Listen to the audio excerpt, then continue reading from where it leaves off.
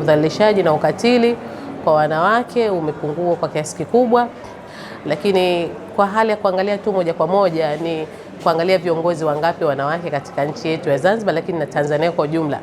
Tanzania ina rais mwanamke, na hiyo inaonyesha kwamba ile hali ya unyanyapaa kwa wanawake ni mdogo sana, kama upo basi mdogo sana, sababu kama mmeweza kumweka mwanamke akawa rais na mkamkubali na akafanya kazi zake katika hali ya usalama bila kupata changamoto zozote kutoka kwa wanaume, basi hiyo nchi inamjali mwanamke. Kwa hivyo Tanzania iko katika nafasi nzuri sana kwamba inajali hali ya mwanamke, kwamba haki za wanawake tunazizingatia vipi, na kupitia mkataba huu huwa kama nchi tunapaswa kurekebisha sheria ambazo tunaona kidogo zinakuwa zinakandamiza mwanamke, na ndio maana mpaka sasa angalau kuna sheria zingine zimeweza kuboreshwa, lakini na nyingine kutungwa. Kwa mfano, kwa sasa tuna sheria ile ya msaada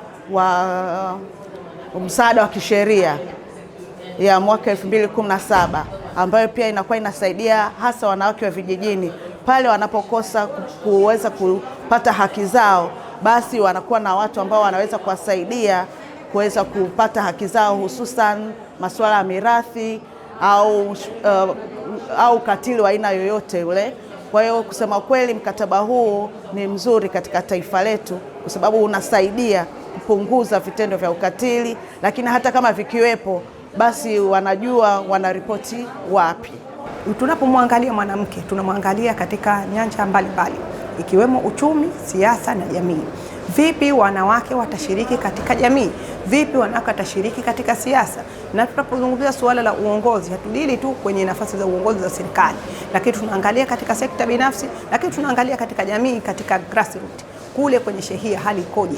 Wanawake wangapi katika hizo kamati ambazo zinaundwa kwenye shehia wameshiriki na wana nafasi kubwa za uongozi? Maana sio kushiriki kuwa mjumbe, lakini je, wameshiriki kuwa labda mwenye viti, labda makamu mwenye viti na watu wengine?